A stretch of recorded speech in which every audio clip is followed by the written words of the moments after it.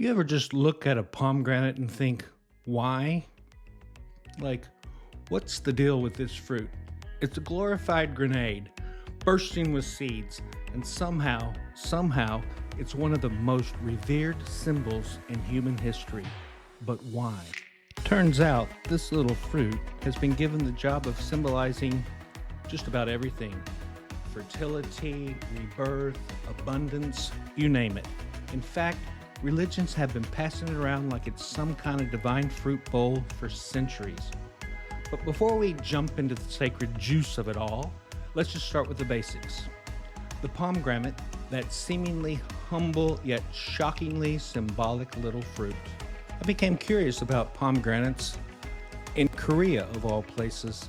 I was taking my wife to Ain Hospital, and it was a women's hospital, and while I was waiting for her, I came upon this giant pomegranate. And then I realized this pomegranate is here at a woman's hospital, probably for fertility.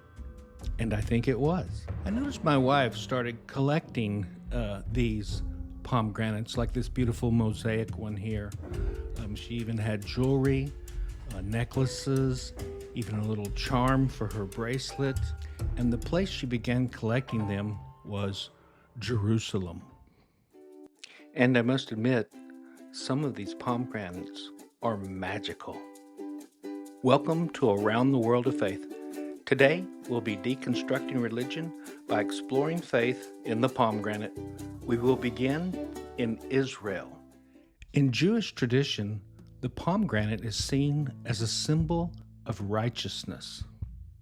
There's this ancient belief that the pomegranate contains exactly 613 seeds, one for each of the 1613 commandments in the Torah. It's almost as if the fruit itself was divinely engineered to match the rules of the universe. And here's where things get a little tricky. You see, as much as people love the symbolism of that 1613 seed theory, reality is a bit more chaotic. The pomegranate, like any fruit, doesn't always follow the rules of religion. You could have a pomegranate with 430 seeds, 540, 513, or yes, perhaps 613, but maybe you're one of the lucky ones who gets that perfect biblical number.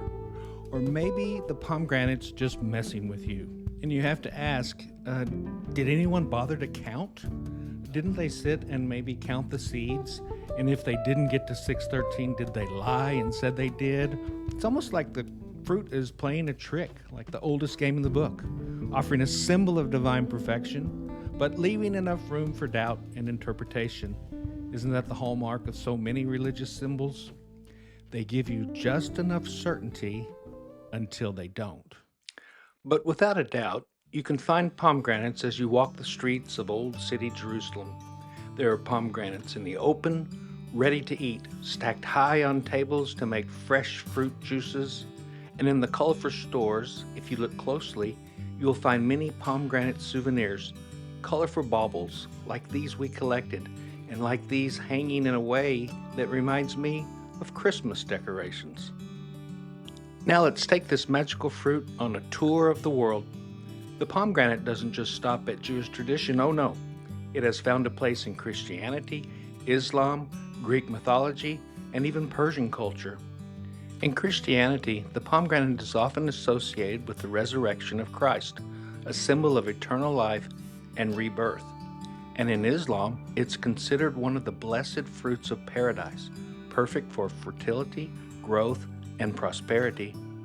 In hell, even Hades and Persephone in Greek mythology had a thing for pomegranates, although their version was more about death and the underworld. But hey, you win some, you lose some. Whether it's fertility, rebirth, or paradise, this fruit managed to slip into the heart of so many traditions. And somehow, despite the contradictions, despite the wildly different meanings and mythologies, we still look to the pomegranate as a symbol of something greater.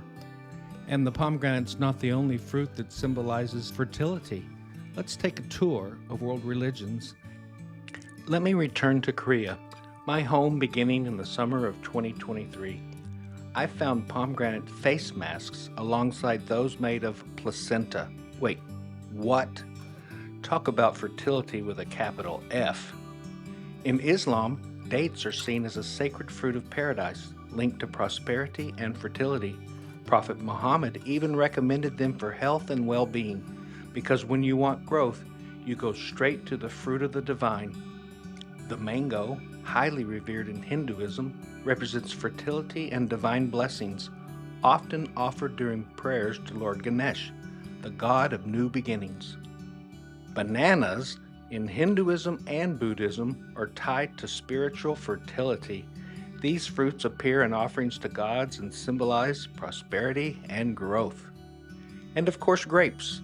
Whether in Christianity or Judaism, grapes represent abundance and fertility, often linked to harvest festivals. Lastly, the fig. Revered in both Christianity and Judaism, the fig tree is a symbol of spiritual fertility, growth, and connection to the divine. And you know what? This is where interfaith connections really start to show their value. Despite the contradictions, different faiths and cultures across time have sought the same thing: fertility, growth, and a connection to something greater.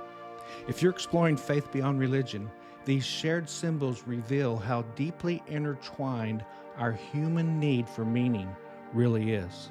Whether you believe in God, a higher power, or simply the force that ties us all together, it's faith that can guide us through life's most confusing moments. Religions, beliefs, rituals, they're all constructs made by humans, full of contradictions, ironies, and often absurdities. But the search for faith, for meaning, is real. And maybe that's all we need to hold on to. So what do you believe in? And if you're still exploring, remember, you are not alone. Thank you.